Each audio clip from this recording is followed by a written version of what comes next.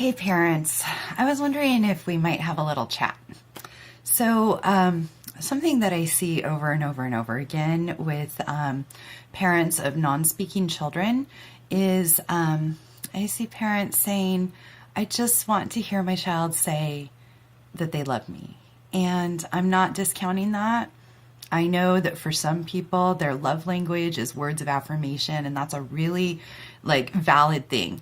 However, I do want to talk about, you know, folks who may not express themselves in that way, and I want to point out how our kids tell us that they love us all the time.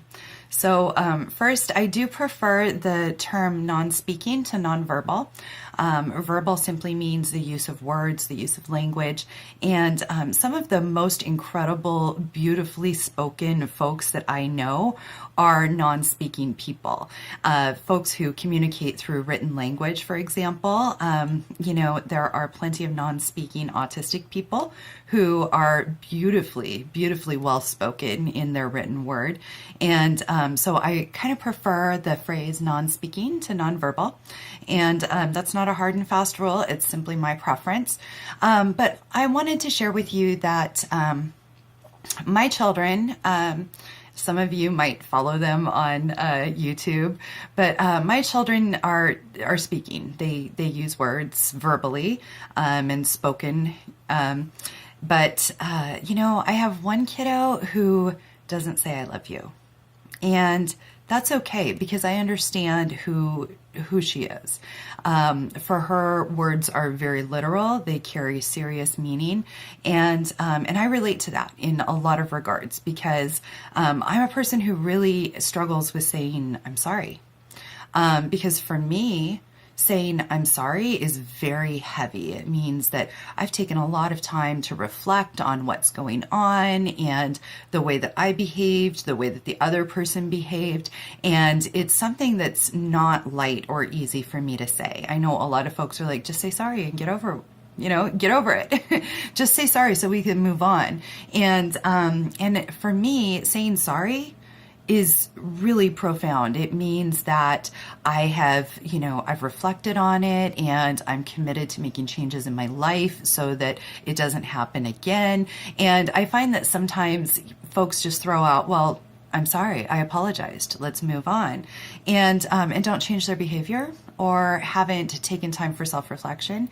And it doesn't mean that they're not sorry. It just means that we interpret that phrase in a different way and it carries different weight for each of us. Does that make sense? So I have one kiddo who doesn't say I love you. And for me, being a person who has been conditioned to say I love you, I say I love you before I get off the phone. I say I love you before I leave the house. I say I love you before my children leave the house. And so this kiddo came to me and said, you know, Mom, when people say that they love me, I'm not sure how to respond to that. Like, what does that actually mean? And why is it important that we say it? She said, I know that you love me because you do things for me and, you know, you let me know that I'm important. But I don't understand why people say, I love you. And it makes me uncomfortable when people say it to me because I feel like they expect me to say it back, but I don't know what that means. So it reflected to me that it's a phrase that she takes very, very seriously. And it's not something that she throws about lightly or out of force of habit or obligation. But I want you to know that this kiddo tells me every single day that she loves me. She just doesn't use those words. She tells me that she loves me when my non-physical craving kiddo comes and gives me a hug, right? That's saying I love you.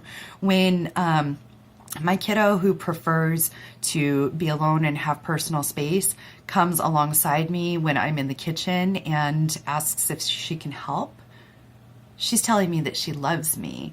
When she's engaging in her specific preferred interests and she's doing that in my presence, she's telling me that she loves me. It's like her saying, because I love you, I want to be near you, right? And I think that we can't dismiss that. There are so many different ways to say I love you, whether your child is speaking or not. So if your non-speaking child is wanting physical touch with you, and remember too that for a lot of folks, physical touch is really difficult. So if you're physically, excuse me, if your child does not prefer physical contact all the time and is making physical contact with you, your child is saying, I love you. If your child is wanting to be near you and spend time near you, your child is saying, I love you. If your child is doing something helpful, your child is saying, I love you. So there are so many different ways to say, I love you. And I think that sometimes we get really hung up on the words themselves, and it creates an atmosphere where we overlook all of those actions that say exactly the same thing. So I just wanted to check in today and remind everyone that spoken words are not the only way to communicate. They aren't the only way to communicate preferences or needs, and they certainly aren't the only way to communicate emotion. So I hope that we can take that forward with us, and let me know what you think. Bye.